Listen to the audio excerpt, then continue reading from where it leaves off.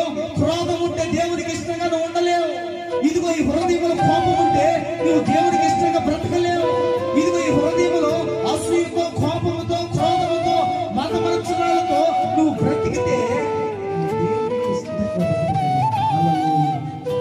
వాక్యాన్ని విని బయటకు పోయి కూతురు మాట్లాడి వాక్యాన్ని విని బయటికి పోయి వాళ్ళు చెప్పాడు ఏం జరుగుతుంటే నీ బ్రతుకు మారదు. జానవేశ్వరయ్య గారే వచ్చి ఇక్కడ ప్రార్థన చేసి వాక్యం చెప్పి నీ బ్రతుకు మారదు. హల్లెలూయా. కోసమే సంభ్రమన్న వచ్చి వాక్యం చెప్పి నీ బ్రతుకు మారదు.